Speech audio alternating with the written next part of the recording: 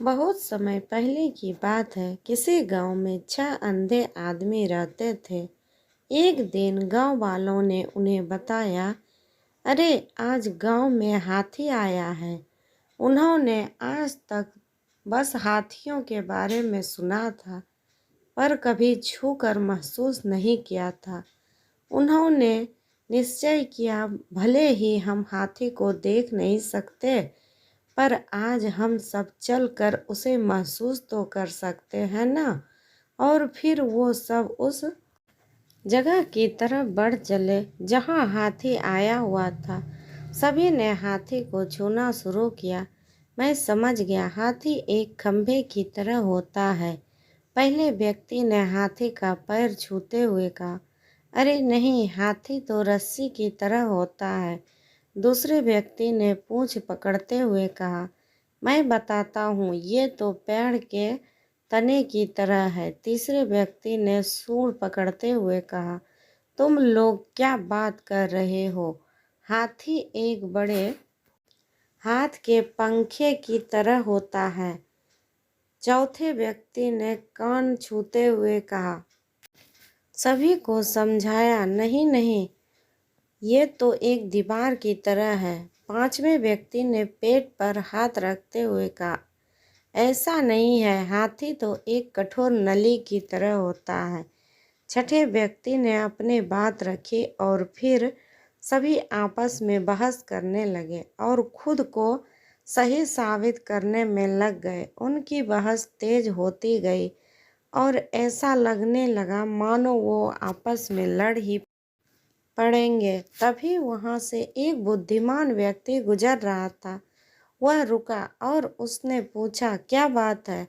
तुम सब आपस में झगड़ क्यों रहे हो? हम यह नहीं तय कर पा रहे हैं कि आखिर हाथी दिखता कैसा है। उन्होंने उत्तर दिया और फिर बारी बारी से उन्होंने अपनी बात उस व्यक्ति को समझाई। बुद्धिमान व्यक्ति ने सभी की बात शांति से सुनी और बोला, तुम सब अपनी अपनी तरह सही हो। तुम्हारे वर्णन में अंतर इसलिए है क्योंकि तुम सब ने हाथी के अलग अलग भाग छुए हैं, पर देखा जाए तो तुम लोगों ने जो कुछ भी बताया वो सभी बातें हाथी के वर्णन के लिए सही बैठती है। अच्छा ऐसा है, सभी ने एक साथ उत्तर दिया। उसके बाद कोई विवाद नहीं हुआ और सभी खुश हो गए कि वो भी सच कह रहे थे। दोस्तों, कई बार ऐसा होता है कि हम अपनी बात को लेकर अड़ जाते हैं कि हम ही सही हैं और बाकी सब गलत है। लेकिन यह संभव है कि हमें सिक्के का एक ही पहलू दिख रहा है और उसके अलावा भी कुछ ऐसे तथ्य हो जो सही हो।